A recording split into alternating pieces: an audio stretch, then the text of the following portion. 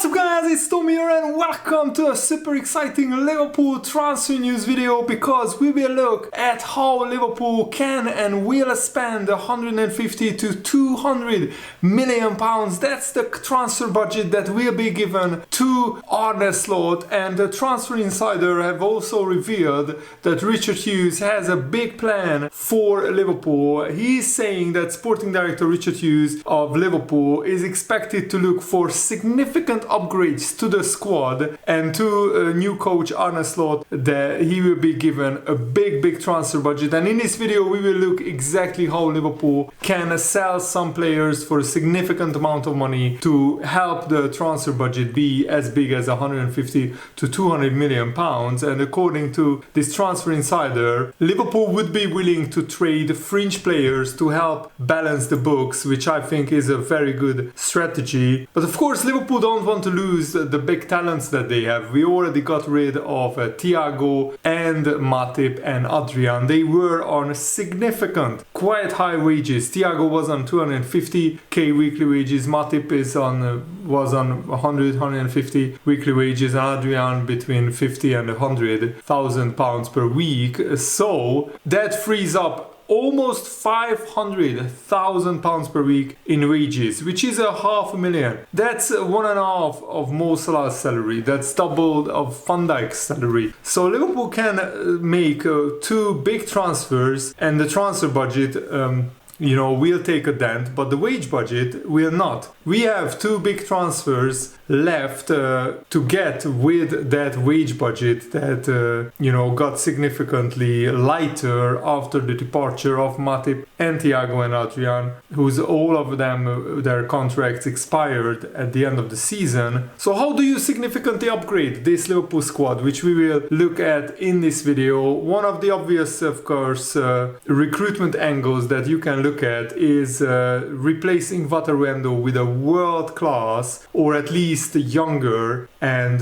higher potential defensive midfielder. Vatarendo has been an absolutely brilliant transfer, don't get me wrong. For 15 million from Stuttgart he was an absolute bargain, and he is worth twice or three times as much easily. But he's 31 years old, and he is not the defensive midfielder that can help Liverpool win the title and challenge for the Champions League consistently. Because look at the Champions League favorite teams. Man City have Rodri, Real Madrid have Camavinga and Tchouaméni and players like that. So Liverpool need an upgrade on Vatarendo, I think that's without question. But Liverpool are also planning to sell some players in the squad, like Nat Phillips, who is 27 years old. He's coming back from his loan spell from Cardiff. He could fetch around 5 million pounds. Reece Williams coming back from a loan spell from Port Vale. I think he should be sold as well for around 3 to 5 million. And Sepp van den Berg now clearly informed Liverpool that he wants to leave this summer, and Liverpool slapped a 20 million pound transfer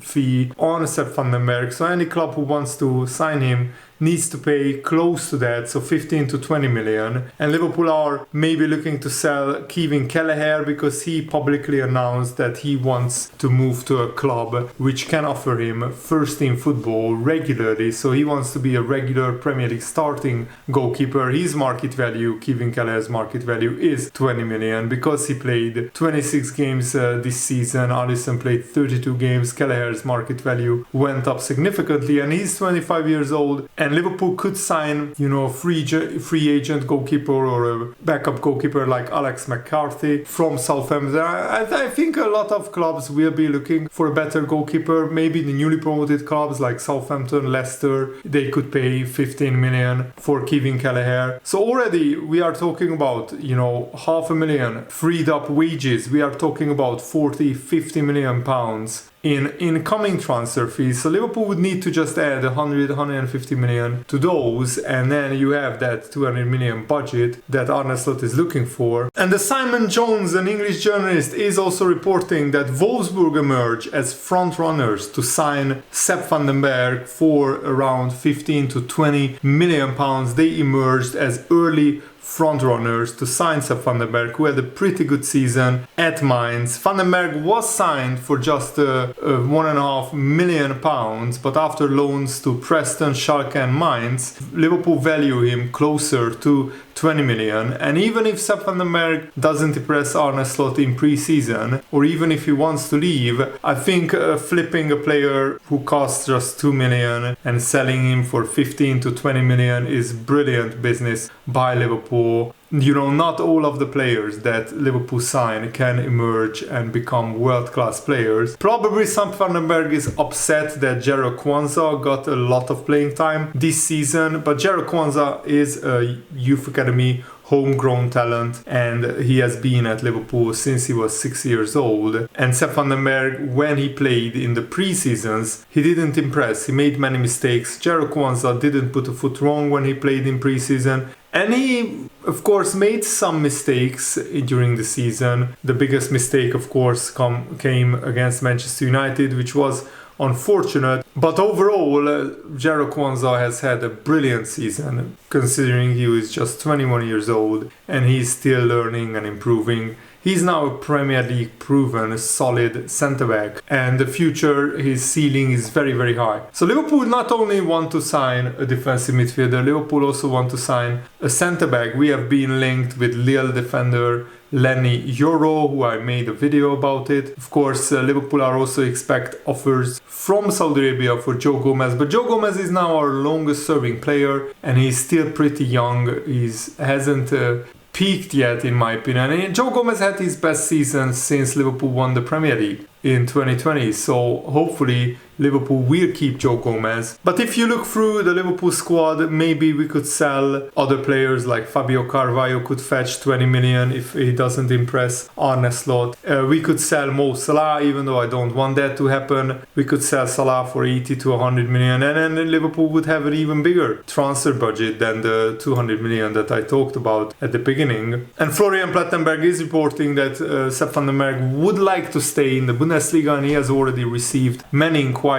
Of course, Mainz would like to keep him, but they can't afford to pay 20 million for him. According to Plettenberg, his valuation is 15 million by Liverpool, so there are contrasting reports on this value. And Fabrizio Romano once again confirmed that Liverpool are scouting Gonzalo Inacio and we are interested in signing him. Fabrizio Romano said Gonzalo Inacio is being scouted and monitored by Liverpool and Manchester United. These two clubs are showing interest. Let's see if they decided to start the proper negotiation, but the interest is there. The release clause is there. So Gonzalo Inacio could be a really interesting situation ahead of the summer transfer window, with many clubs around Europe looking for a left-footed centre-back. His release clause is 60 million euros, which is around 53 million pounds. A little bit overpriced, but Gonzalo Inacio is just 22 years old. He's left-footed. He's very, very promising. His aerial duel success rate is pretty poor, though. That's one significant weakness that I'm a little bit fearful about. And if Gonzalo Inacio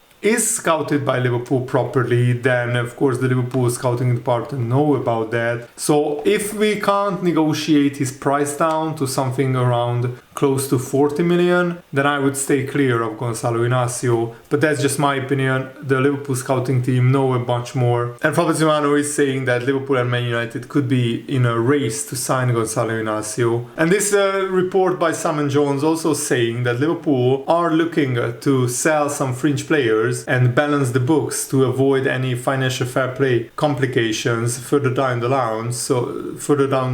So players like Sepp van den Berg, Nat Phillips, Reece Williams, they could be sold for significant profit. Michael Edwards was the king of this in his previous era, selling players like Dominic Solanke for significant amount, Jordan Ibe as well. And I think it's time to sell Nat Phillips because he has had a lot of loan spells and he's entering his final 12 months of his contract. He has been on loan at Celtic, at Cardiff. Maybe Liverpool wanted to ask for a price that nobody would be willing willing to pay, so maybe for Nat Phillips we should lower his asking price a little bit, because the time is right to sell him right now. And he had a good season at Cardiff, had 17 starts in the championship, and he won 3.8 successful aerial duels in the championship, which is pretty decent. But Cardiff, having not been in the Premier League for many years, they don't have a lot of money. They can't even pay probably 5 million for a centre-back. So hopefully other championship clubs will be looking at Nat Phillips. And a former Chelsea striker said that Liverpool should absolutely sign the 24-year-old wizard of a winger, Bryan Mbeumo. He said, Tony Cascarino said, absolutely, I love Mbeumo. I mentioned him over the course of the season. He's 24 years old. I love his pace. I love his directness. I love his goal contributions. He has got loads of time to improve. He's a similar sort of age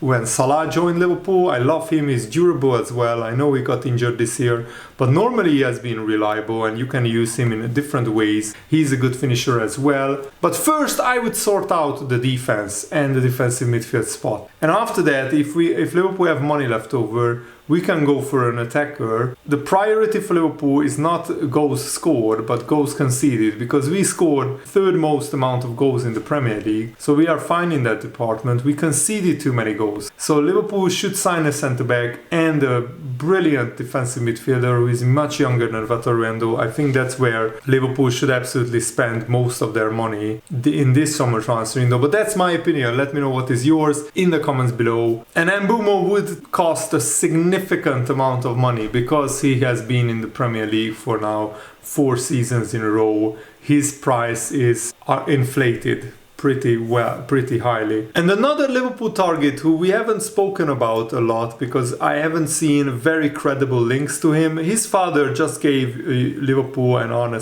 hope of completing a transfer, and that's big Schalke talent Hassan Ouedraogo. His father, Alassane, has poured cold water over suggestions that his son is going to Bayern Munich. He said, unfortunately, there are many false reports about my son Hassan in circulation. The fact is, there was never a commitment from Hassan and us to join FC Bayern, although we had a well-paid contract from Bayern ready for his signature for months. Many clubs, especially from the Premier League, have been very interested in my son. There are teams from England who would like to sign Hassan directly for their professional team in the summer. We will make the right decision soon. One of those clubs could be Liverpool, that are interested in this very talented winger. So this winger is a very tall player, 191 centimeters tall. He's 18 years old, and in the second Bundesliga he only played 17 games, which is exactly the half of the Bundesliga's 2 games that Schalke had.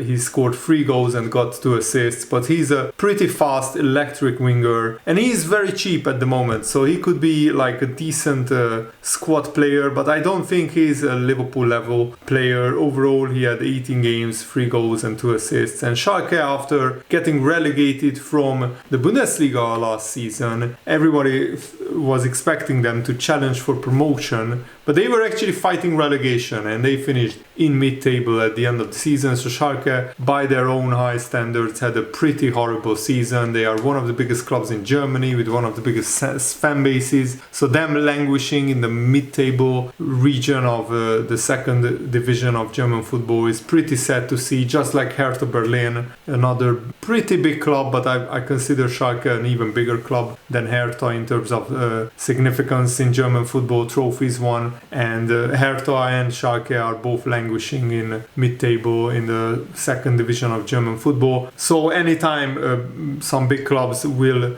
poach their talents, they will absolutely have to sell because they can't keep most of their talents in the second division. And this guy is only 18 years old, so he's a very young player, not very experienced. He can play attacking midfield, left winger, center midfield, but yeah, he's more of an attacker with a quite good profile, but he's very raw, very young. So if Liverpool would sign him, I would imagine we would loan him back straight to Schalke or somebody else. And remember that Liverpool were linked with Bournemouth centre-back Lloyd Kelly, who can play left-back as well.